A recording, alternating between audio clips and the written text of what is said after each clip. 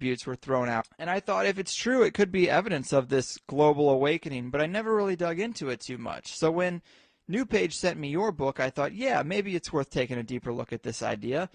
But for people who might not be familiar with the term indigo kids, and just to clarify what they are, can you give people your take on them? Sure. There's a big umbrella, and under that umbrella there would be sensitive children, all different types of sensitive kids, including Asperger's and autism, and all different types of sensitive kids. But indigo kids have a high level of sensitivity, and they also have a high level of intensity, which would be like an angry type energy. And I don't want to say they're angry, but they have like a fierceness to them. So they hold what seem to be opposing qualities. So they have that high sensitivity, they have that fierceness, and they also have a similar mindset. So they deeply want things to be fair. They want to be treated as equals, and then it can, there's a whole list of things that they share as a collective. But the reason I zeroed in on indigos is because they have that high level of sensitivity, high level of intuition, very gifted in certain areas, and also do have that fierceness that can go in a direction that would be considered skillful quickly or can be challenging as well. Yeah, it seems really interesting. Where did the term indigo kids come from? It came from a metaphysician in the 70s who is now passed. Her name is Nancy Tate. And she noticed, she was the first person to notice that the aura around these children tended to be the color indigo. And that color is associated with the energy center of intuition, the third eye center, which is between the eyes.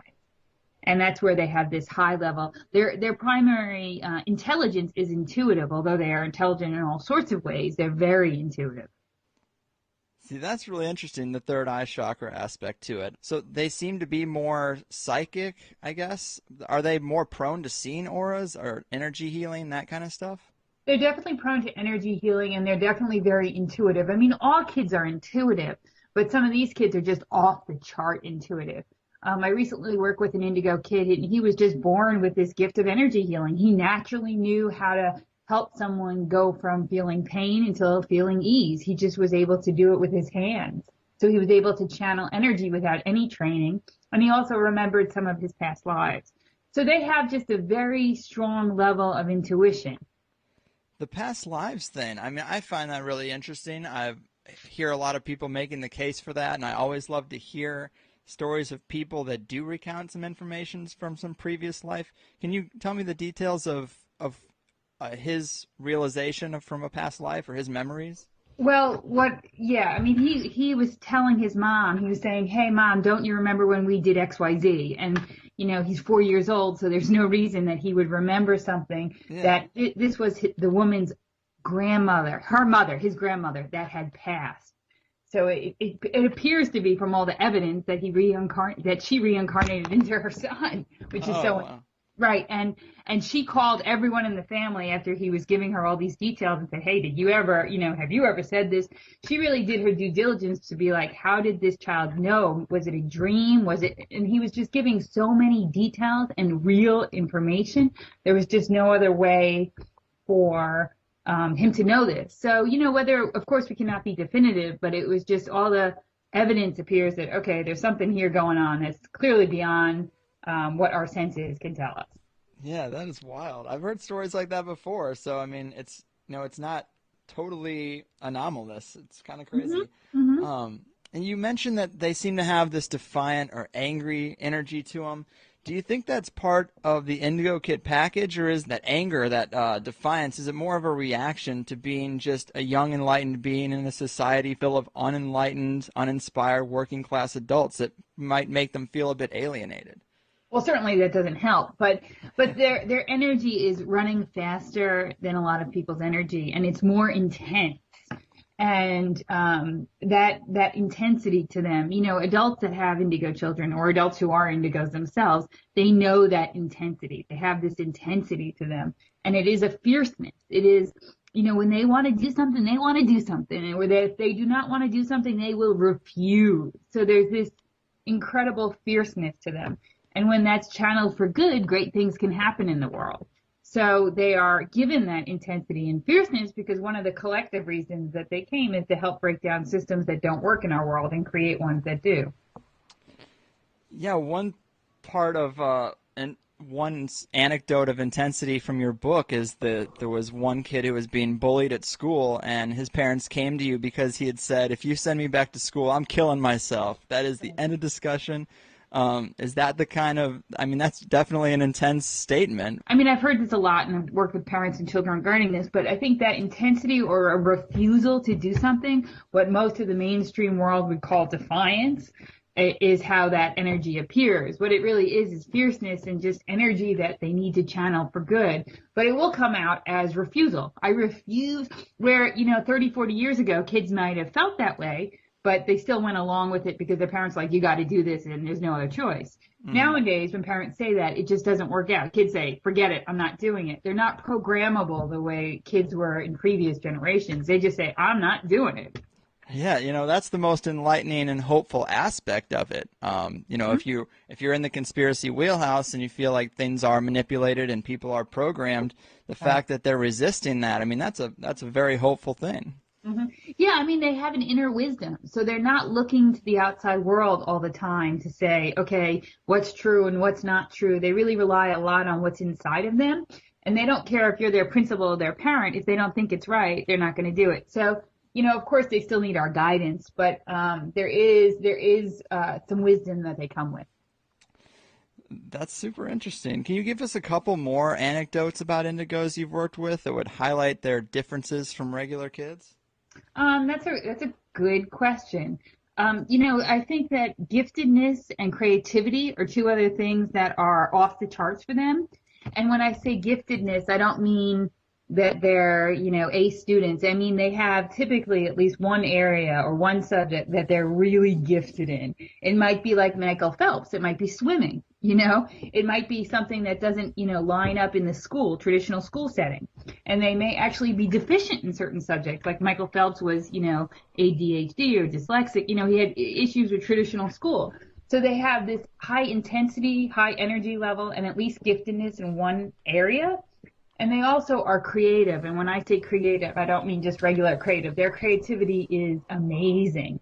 Oftentimes I hear parents and teachers and adults with indigos say, I've never seen someone this creative. For example, I had a client who she was making a birdhouse, and in her little, 6-year-old world birdhouse, the birdhouse had a skylight. It had all sorts of incredible creative things to it that other kids just didn't think of. So their creativity is just off the charts. So if you've run into parents and who've seemed to identified that they have an indigo child, do you try to steer them away from a traditional school system? Because it seems like it could be trouble for them. I would put my recommendation, making that school match, as we all know, having gone through school, is so important, right? That's the first place you feel like you can either be yourself or you're like, oh, I can't be myself. So you really want to make a good match where they feel like they can be who they came here to be. And oftentimes, indigos and sensitive kids in general, their gifts don't line up with traditional school systems. So I don't always recommend that. I mean, certainly charter schools and Waldorf and Montessori and other schools are oftentimes a better fit, but it depends on the school, depends on the community, depends on the child. But I do recommend places where they really feel like they can be who they are and they don't have to just try and fit in, because the goal is really to help them develop their gifts and share their unique light here. Yeah, I mean, it seems like the things that you call in the book square peg jobs, doctor, Right. lawyer, traditional things, it seems like if a person with this type of energy got shoehorned into one of these types of square peg jobs, that would be a pretty miserable life for someone like that. Well, no, they would just have to do it in a way that worked for them. For example, like Dr. Oz, he might have some indigo energy. Certainly he's on TV and he's doing things and he's all over the place. So they would never be able to do it like, sort of like 9 to 5. They would be doing whatever they did in an extremely creative way that wasn't done before. That's another thing about these indigos. They're real innovators, right? They really want to do things differently. That's sort of in their heart and core and soul. And going to something that's just rote or memorization is painful for them. So they want that freedom to be creative and express themselves and be able to do things outside of the box. So whether they were a scientist, a scholar, an artist, whatever it is, they would need that freedom to do things differently. Right. I mean, how do you deal with that, encouraging parents to give their kids that kind of confidence, because you really have to reach a certain level of success before you get that type of freedom in your career. That's true, but I do believe that the world is changing in many ways, and I think that with the way technology is and the internet and just the universe, that children are coming into themselves earlier, or people are. It used to be like where you had to take a job, you had to just stick with your job until you made it, like you're saying, to a certain level, and then you could really be who you were. But I think nowadays kids can really express themselves in unique and creative ways, and there's enough creative organizations out there that they can find a way, they can make a way, they can connect with other like-minded people that can support their success. So I think kids are really having success earlier with, sharing their unique gifts, and I don't think they need to go down a path, that they don't feel like it's who they are. I mean, I think they need to stay in the flow and be who they are. And I'm not saying don't take a job to to pay the bills. I'm just saying to always be cultivating their unique gifts and to be working towards their dreams, I think is very real and possible. I agree with you. I mean, something I wanted to step back to your bio a little bit, because the part where I put in the introduction that you lived at the base of the Himalayas and you worked with Tibetan refugee children.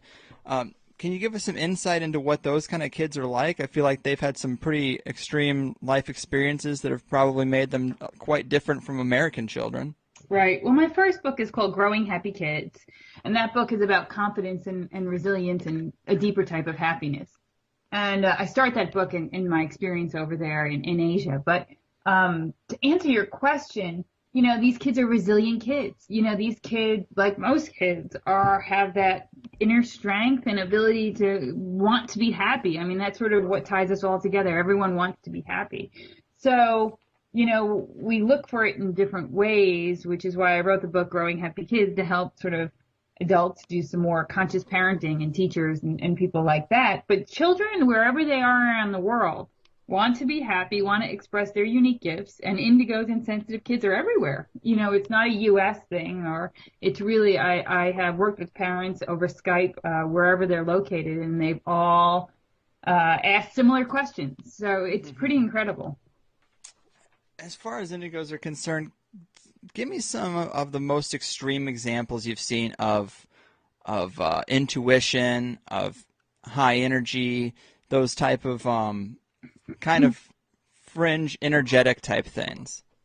Intuitive, kids often will tell me things before they happen. I've had parents call me and say, hey, my daughter is seeing angels. Can I bring her to you? Kids are able to tap into a world that not everyone can see. They have what I would call higher sense perception. They've developed that. They come in with that. And whether they shut it off or they continue to cultivate it, of course, depends on their family and surroundings and experiences. But I'm a believer that if you are connected to all that there is, I would encourage you keeping that connection. And that involves intuition. Intuition is a very natural thing. I think that, if any of us have gone to, traditional schools, it was sort of drummed out of some people because they were told, hey, we have all the answers, you don't. But if you can learn how to trust yourself and to really be open to creativity and your imagination and spirit, I think that you can stay connected and that you can learn how to navigate our world and be that sensitive. Yeah, I mean, I really do think most people will have a few examples in their life of their own intuition, but it seems kind of random. I mean, how would you suggest someone harness or increase that intuition? I think with kids and adults, I think the first step is really to get in touch with yourself, to really, meaning, to calm down and sit still. And it doesn't have to be a closed eyes meditation at first, but you can do a walking meditation to just develop a level of awareness of your breath, of your thoughts, being able to direct your feelings and get in touch with how you feel. And it is through our breath and it is through our feelings that we get to really develop our intuition. And there's certain ways and teachers and classes and all that stuff for developing your intuition. One example that I've recently gone to is a group of people. You sit in a circle and one person said, we all focus on one person and you just get whatever you receive intuitively. And you don't judge it, you don't interpret it, And that person says yes. And oftentimes they come back and say, oh my God, that's a tremendous confirmation for me. I was thinking XYZ. So sort of like exercising your intuition, like you would exercise your muscles. And as you realize how connected you are and how that you often do have the ability to tap into all that there is and the wisdom of the world, you, by the doing it more and more, you build your confidence and you build those muscles. That's really fascinating. I mean, that whole area is kind of foreign to me. I mean, I've explored it a little bit. I've gone to a Reiki master once before, but I didn't feel much of an effect. I haven't gotten much out of meditation, but with the people that do in my life that I know, they're very grounded and they seem a lot more well-rounded. So it's pretty interesting to me, especially the area of energy healing. Mm-hmm. Can you give me some examples of how young kids are discovering they have these types of abilities, or how far these abilities can go? Well, yeah, my background is a Reiki master, and I do provide healing sessions, hands-on healing to adults and children, but I often teach classes where children are involved, usually over the age of 7. And, it's interesting because they're just tuned in, they're connected, where oftentimes when I teach adults, you sort of, I don't want to say you have to convince them, but you have to explain energy and how it works and how the body works and talk about it. Kids are like, oh, I got this, so oftentimes they'll see color coming out of their hands. They can feel it. They can see angels in the room. I mean, they're really sort of tapped in, and helping them understand energy, which everything in the world is energy, but helping them be able to learn energy healing, I think, can be a wonderful thing because it builds their confidence and it starts them thinking from the get-go, wow, there's a power within me that's greater than me. And when you really believe that, when you know that, and you know that you know that, you can persevere over any obstacle in your life. You don't have to think that, XYZ is bigger than me or that's bigger than me. You can begin to realize that there's a power greater than you, and to grow up with that awareness is incredible. Yeah, I mean, it seems like they have such a jump on developing themselves as a well-rounded person than even most adults do. It might be sometimes off-putting if the kids seem to develop faster than their own parents. That puts the dynamic in a weird place. Well, it's interesting because, every family, everyone's growing together, right? So in the olden days of parenting, people would think, oh, your parents have the answers and they're going to teach the kids or something like this. Mm-hmm. Nowadays, it's sort of more of an enlightened way of thinking like, we're all in it together. We're all learning. We're all growing. And that's a really healthy way to think of it, as well as to realize that these kids, not, psychic and sensitive and indigo kids, they came to us for a reason. We're here to learn as much as they're here to learn. Mm-hmm. So that's a really powerful thought. Yeah, that's a good way to look at it, too. I would love to see colors or auras. I mean, I just don't. Is there anything I could do to develop that kind of ability, or am I just kind of stuck? No, I mean, you can certainly learn how to see auras. I mean, it's not complicated. Really? It's just a matter of practice. And I think that your lifestyle, whatever anyone's lifestyle is, really impacts your consciousness. So the healthier you are in all ways, the easier it is to develop higher sense perception. But if you were outside and it was maybe dusk when the sun is setting, or it can be in bright light, but if you sort of when you close your eyes to more of a fuzzy feeling, like you sort of see things, but it's a little out of focus. Yeah. You can start to see energy around plants. You can start to see an energy field around plants, because all an aura is your personal energy field. So you're just learning how to see the energy field either around plants, around animals, around people. And if you continue to do that and you continue to come from a place of love, and not wanting like ego, like I want to see it because it's cool and I can tell all my listeners that, I'm seeing auras now. True. But if you really come from the place of like, this is just something I want to develop and experience, it'll happen. And then you'll say, oh yeah, this stuff is for real. Because I think it is when you have direct experiences with this stuff, right, that then it's hard to debate it. I mean, you certainly can debate it, but then you've had your own experience and you go, oh, this really does work.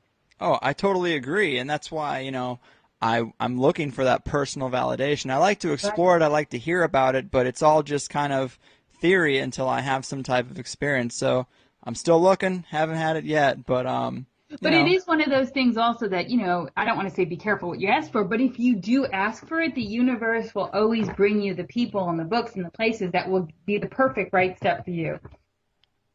that's something I've heard before too. The universe tends to unfold as it should. Hmm. But well, back to kids. It's funny to me because everyone likes to just see kids being kids. The other day I was actually in traffic court and a lady had to bring her son who was like this little 4-year-old kid and couldn't sit still and didn't understand the seriousness of court. And it was just hilarious because when she was dismissed, the kid stood up on his chair and yelled, "Goodbye, everybody," in like a totally quiet room. And sometimes I wonder if that mindset of children, just being lighthearted, super friendly, and having fun everywhere, I sometimes wonder if those things really fade away naturally, or if as we grow up, or if that's the natural state of people there, and it has to be aggressively weeded out by the 8 hours a day, 5 days a week for a lifetime. Well, I think laughter is the first stage of wisdom. So if you look at any brilliant teacher on this planet, like His Holiness the Dalai Lama, or people that I can think of, other people too, Hmm. they have a natural sense of joy and laughter. They've been able to cultivate something within them that isn't dependent on outside circumstances to be lighthearted. They come to it from not just their heart, but also their mind. They understand that when you're happy and you're joyful, that stuff increases in your life. And that, when we focus on the negative, that stuff increases. So doing it from, sort of this enlightened self-interest, learning how to be lighthearted about things is a really healthy, happy thing. And it does lend itself to developing intuition. Yeah, I mean, that's so well said because I've always thought, it's cliche that laughter is the best medicine, but I've always enjoyed comedy amongst all Mhm. other things. It's how I've dealt with every frustrating aspect of life. And then I just recently, a friend showed me videos of this laughter meditation, and it looks really weird and off-putting, but Mhm. it's just groups of people forcing themselves to laugh until it becomes contagious and natural. It's very goofy, but I can understand how that would release endorphins and make someone actually happier. Absolutely. I haven't done the meditation, but just the idea of it makes me want to laugh because it's true. I mean, it's true that laughter really is one of the best medicines. I mean, it's certainly from a biological perspective, like you just said, it really lifts your body up.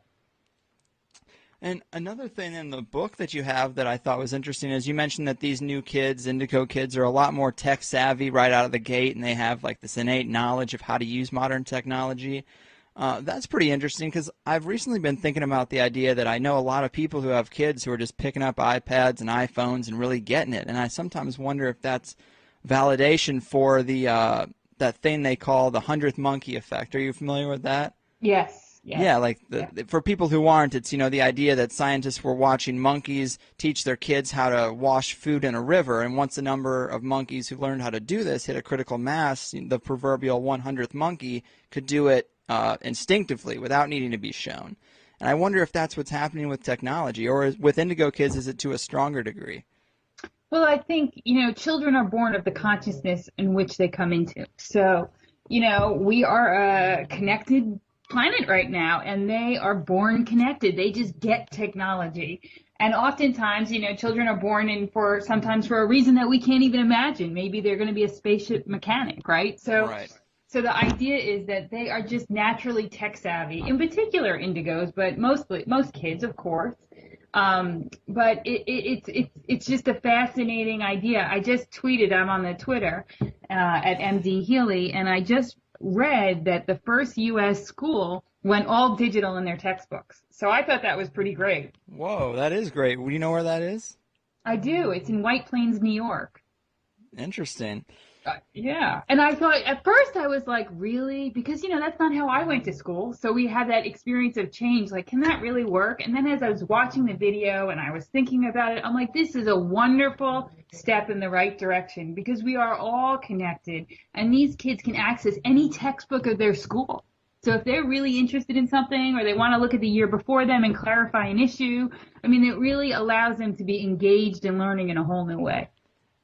I agree. I mean, it can be such a distraction, especially video games and that kind of thing. Hmm. But it's not going away. So if you can harness social Right. media and harness the ability to use these tools at an early age, you could do some pretty creative stuff. Right. And it forces teachers to be at the top of their game. They got to be on top of this. They got to watch kids. They got to get engaged. They got to make sure they're really doing their work, like you said. Yeah. I mean, I know people my age that are in their late 20s that still don't know how to use Facebook or Twitter, and they just Mhm. don't care. And it's like, that's fine, but you're going to be one of the very few 50-year-olds in 20 years who don't know this stuff. You're just cut out of that section, and it's a huge section of our social interactions. Well, from my perspective, it doesn't matter if you use it or not, but as long as you're aware of it, and if it's at least something you can try and decide if it works for you, because it is a great way to get information. And you can turn it off like everything. I'm all for days where there's no hookup to technology and you go out in the woods or the beach or wherever it is. Yeah, I do think that's important too. You have to unplug once in a while. Hmm. But internet culture, though, I really love it because it's very goofy sometimes, but at other times it also is really it's communal. Way more Hmm. communal than we get in our capitalistic society, and I Hmm. think that might be part of the awakening as well. And I like the idea how flat Twitter is. I mean, I don't want to bore listeners, but the idea that you really can communicate with people of all different levels, of all different backgrounds, of all New York Times bestselling authors to someone who just graduated college. Who knows? You really can connect with people in a great way. Yeah, you cut out a lot of those middlemen. I think that's part of Hmm. the appeal. People love the idea that some celebrity might say something to them, or at the very least, they get to hear the thoughts of people they admire Hmm. without it being filtered through the Tonight Show or something like Right. that. Hmm. So that's interesting. Judging by the most common personality traits and values that you see in these kids, if you gave control of the government and society to a group of, say, 10 or 20 indigo kids, what changes do you think that they would make?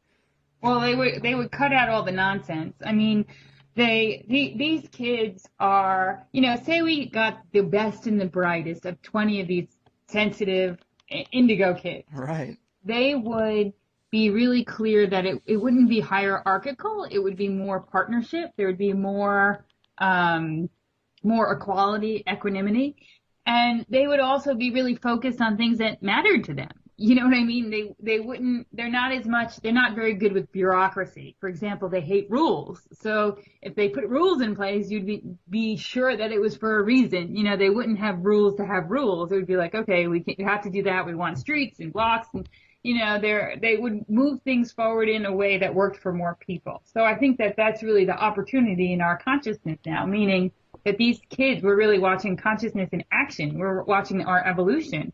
And these children, many of them with the proper guidance and mentorship and support and things like that, have the opportunity or potential to do great things. But I will say they also can be very challenging too. So kids that have this intensity and this sensitivity, if they don't get the right guidance, they can become depressed and they can become anxious and they can not use their intensity for good means. So it's really important that when we see these kids that we can see their potential and help. Yeah, I mean, they could at least probably do better than a government shutdown. But If they shut down, it would be for a really good reason. Let's put it that way. It wouldn't be for just, budget stuff. it would be interesting to see, and it'd be nice if we elected the best and brightest of anything. Right. Like we don't elect scientists or biologists or sociologists. Like our politicians are literally experts in nothing. Right, right. Well, I mean, I think, I forgot the name of the school. I should look it up. But there's a school that is run by the children, and it's a wonderful example of what would happen, I think, for a government. I mean, in the school works. It really, really, really Really? works. So they have like board meetings with all the kids. So, it is a great idea to see, what would change. Yeah, I mean, I wonder about that with my own kids. I mean, my girlfriend and I, we sometimes talk about the idea if we had kids, what we would do. Sometimes we think about homeschooling, but then I worry about all the pressure on myself to do that. That's a lot. And also their interaction with other kids. So it's like, I don't know if I want to do that. But then public school to me seems like a joke. But then at the same time, I'm like, maybe they should go to public school and I'll give them a real education at home because I want my kids to be able to interact with normal people still, even if they understand that we're being put through the ringer in all these weird ways. Well, it's interesting because there are some places on the planet in the U.S. where homeschooling doesn't just mean their parents are teaching them at home. There's homeschooling groups where they've organized different teachers and such so that homeschooling is more social, and that can, and if done correctly, they can really get wonderful things from there, where they're not held back by grade level stuff. Do you know what I'm saying? They can be more engaged, they can work on things that they're really interested in, and they can have education in a way that, you know, you really want to learn. You go to school, you're like, okay, great, I'm working on XYZ project, I really want to work on this, versus saying, oh no, not math again. So Right. so there is ways to make homeschooling work depending upon where you live and what's available. But there are creative resources for adults with children who have that intensity and the sensitivity and the intuition that we're talking about. Yeah, I mean, do you have any other examples of alternative schooling? Because that's really interesting to me. Yeah, I mean, I think that there's homeschooling cooperatives. I think there's Waldorf. I think there's a lot of charter schools. I know a lot of other schools that are really doing their best to help children learn in ways that work for them. Because, you know, I think that since these children are not programmable, you know, they're going to do what they want to do. Of course, there's times when it's non-negotiable. You need to brush your teeth, you need to go to bed, or whatever it is we can work with them on. Right. The way that they learn, they need to be engaged, they need to be active, they need to be studying things of interest to them. Even if it's a subject that's not interested to them, they have to learn it in ways that they feel engaged. So the way we deliver education is going to have to change, because we're just at sort of the tipping point where so many kids are sensitive that, you know, the regular school system won't work. It will, you know, I know a lot of kids that come home, I say, oh, how was school today? And they go, oh, no, it wasn't, you know, I mean, and parents, a lot of parents, adults have just said, you know, it is what it is, but it doesn't have to be that way. You know what I mean? There are other creative ways. It's so sad that a lot of parents will say that to their kids. You know, kids say, "Oh, school sucked," and it's like, "Yeah, well, school's gonna suck." And then they're coming home from a job that sucks, and they're like, "Yeah, well, you know, once you know when schoolwork's gonna suck." And it's like no one along the line wants to make a better structure for their own kids when the one they went through didn't make them happy. Right, right. And the thing is, there are a lot of indigos that have become adults now. So there is adult indigos now. Although my book, The Energetic Keys to Indigo Kids, focuses on indigo children, but there are a lot of adult indigos. And those are the people who are saying, hey, we're not dealing with this regular school stuff. We're going to do it in a way that works. So we'll continue to see shifts in the educational system, and they will be for good. And so is Indigo Kid kind of like I mean, it seems like sort of a broad term, but is there any way to completely identify one? Like, or is it all kind of vague? Well, I mean, I think that the key pieces, I mean, there's not like I can't give them a blood test right now and say, right. Yeah, of course. But I mean, certainly if you have higher sense perception and you're able to see the indigo aura, that would be a big clue. But from a characteristic standpoint, in my book, The Energetic Keys to Indigo Kids, I have page 28 and 29. They all talk about their descriptions and characteristics. And adults who have children who are highly intense have this energy of defiance. And adults know if their kids are like, I refuse to do this. They know if that's an everyday thing. Mm-hmm. And also with that sensitivity, meaning the bright lights, the smells, the sounds, the word people say to them, they know if they have a highly sensitive child who has that intensity to them and also has that sort of warrior energy and has that shared mindset where they want things to be equal and they want things to be fair, and I could keep going down the list. They want to be partnered with, they don't want to be told what to do, and, you know, adults know if that fits their child or they have something else. But, you know, I've just seen so many indigo kids come into my office that I thought it was time to write a book that so more adults would realize, oh, okay, there's nothing wrong with my child. Maybe I think they're challenging and difficult, but when I really understand them better, I can have more success with them and I can help them have more success with their own lives. And so when you go through the characteristics, even though it's not black and white, adults typically know if they're nodding their head if they've got an indigo child. They know from their experience of raising a child if their child just has occasional tantrums or if it's an everyday thing. Yeah. Because it seems a lot of those things on the list outside of the energetic stuff fit the profile for most creative people I know growing up. And I think well, you know, like I mentioned, there's that big umbrella of sensitive kids and blatantly creative people. They're always under the sensitive kids umbrella. But the indigo child in particular is the one who's highly sensitive and also has an intensity and fierceness to them. So, they could, that's just, that's their energy. So it's learning how to channel that energy, whether it's jumping on a trampoline, whether it's reading a book, whether it's playing soccer. Every day they need to channel that energy or it can go in the wrong direction. It's really interesting because it's almost like the universe is manifesting what it needs. Kids that want things to be equal, they don't like hierarchy, they don't like rules, they don't like structures holding them down. And it's funny because you say they're more resistant. It's maybe because the universe put out some kids a couple generations ago, and then they're like, well, that one didn't work. We got to get kids that are more intense. We're going to have kids that are intense enough to overcome this structure that we're involved in. I do think that you're right. I think that the beings and children that are incarnate now are exactly the right children for our point in our planet's evolution. They're here because they want to make systems and things to work for more people. I mean, we all want that, but they have the fierceness and the determination and the stick-with-itness to make it happen. Mm-hmm. Yeah, you mentioned a bit ago, and you also have in the book, you talk about the way that parenting needs to evolve, and I strongly agree. Again, but what are some of the biggest ways that the biggest mistakes that you see parents making today? That's sort of a loaded question, but let's see. Some common mistakes that I see is one of them is that a lot of parents think that their child needs to be good at everything, and that's just not the way we are. We're all patterned for our unique purpose. So a child might be really good in English, but might stink in math, or a child might be really good at science and not good in, a foreign language.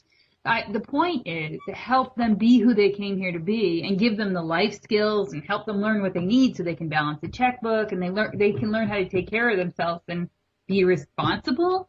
But we don't want to raise cookie cutter kids. We don't want kids to be just like everyone else. We want to celebrate their uniqueness. So oftentimes I think that adults fall into just the regular sort of peer pressure of society that I want my kid to be great at this and great at this. And when oftentimes we just need to step back and say, okay, who is this child and how can I help them be who they came here to be, not who I want? That's true. And I've always said as a parent that I would have my kid playing an instrument. I'd have him involved in martial arts. I'd teach him about diet because I want to make a powerhouse who has a lot of tools in their toolbox when they're 18 to 20, and they can make money for themselves creatively because they aren't so useless as to have to go get a job as a Target cashier or flipping burgers at Wendy's, Not that there's anything wrong with those jobs. They're honest jobs. Not that there's anything wrong with that.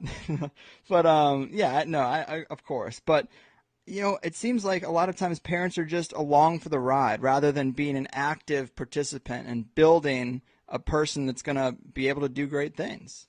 Yeah, and I think what occurs to me while you're saying that is that, we just want to have a level of awareness in our own lives that, that it's not about us raising the kids as much as it is about all of us growing together and being able to help them be who they came here to be. And that might, like we said, be different than we think, and help them connect with who they are and allow them to flourish in ways that work for them, whether it's their school, whether it's their friends, whether it's, the unique interests that they have.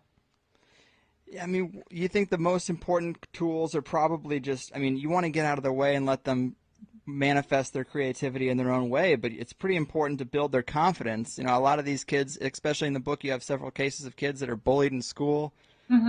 You got to build that confidence so they realize, hey, I'm doing my thing, and that's fine, even though it's different from everybody else. And there was no one there when I was young to really say that, to say, right. The things you're doing, you're creative, you're doing things your own way, and eventually that's going to flourish into something for you. Right. Well, I think that you make a good point, and that's why I wrote the Growing Happy Kids book first, because that's all about how to develop a deeper sense of resilience and confidence. And sensitive children need that more than anyone. So the whole point is to develop that inner strength and that resilience so they can have the courage to share their unique gifts. And also, to answer your other question that you had for me, I think a big piece of the puzzle is, of course, happiness yourself, becoming someone who's creative and engaged in the world and sharing your gifts. I think that's being a role model for your kids is essential. That, really realizing that the happier you are, the better it is for your kids. So taking the time to really nurture yourself, I think as an adult and parent and teacher, I think is incredibly valuable. Yeah. And I know it can be super hard, I'm sure, as a parent, because I have so many bad habits that, for just not having a great example in areas like diet, Mm-hmm. and early life consumerism. And I think people just forget that every moment they're with their kids are absorbing what they're doing. And I'm going to eat fast food all the time, but my kids, I'm pretty sure, aren't going to be seeing that. And I just think that's pretty important. I'm a lost cause, but I can help inspire some young kid to be better. Right. And also, I mean, I think that, like you just said, kids are always watching. So being honest with them and, really doing your best. And when you make mistakes, we all make mistakes, telling them, hey, I could have probably done that better. I think having that genuine relationship with kids will go really far, because at one point in your life, you might want them to call you when they're a teenager and people are drinking and getting into a car and say, hey, mom, can you pick me up? You want to be able to have that relationship with them that's Yes. really genuine, that they can feel like, okay, I can really talk to my mom or my dad. They're not off limits. So that's important. Totally agree. Some of the most authoritarian parents when I was younger, their kids acted out harder than anyone's. A lot of kids were doing drinking, but the ones whose parents were super strict, those are the ones who were going to the hospital and getting charcoal shoved down their throat. Mm-hmm. Those are the ones who are just going hog wild. And I think there really is something to that. You react, you know, uh, strongly against that opposition. Mm-hmm. And if you aren't putting yourself in that position of being a super strict authoritarian, you can be more of a guide. They can actually talk to you. Because if you're too authoritarian, the kid's like, well, I can't fucking talk to them. Right, They right. have no idea what I'm thinking. Right. And also, I mean, you want to be able to be available to them. I mean, and I think that adults often parent the way they were parented until they take a pause and say, okay, how was I parented? What worked for me? What didn't? And whatever didn't work for you, just drop it. Don't do that. Do it differently. I agree. It seems so simple, but it's so funny that we're in the position we're in. Mm-hmm. Another thing, I've always felt like the people that are in charge in government and making real serious decisions in society are of a much older generation who's completely out of touch. I think everybody has that experience, when they're in their 20s and 30s. But as Indigo kids start to fill some of these roles in society where they're going to actually be making important decisions, how do you think society's going to change? You think we're going to see a real benefit? Oh, without question. I mean, indigo kids that have really started to nurture their strengths and skills and have the wherewithal to, focus their gifts for the greater good, we'll see certainly positive differences. I mean, not every indigo is going to be stellar, let's be honest, but certainly they all have that potential. And I know that the ones that focus on using their talents for the greater good will do that. They have such great compassion. That's one of their shared qualities. So Important. when they use that, they really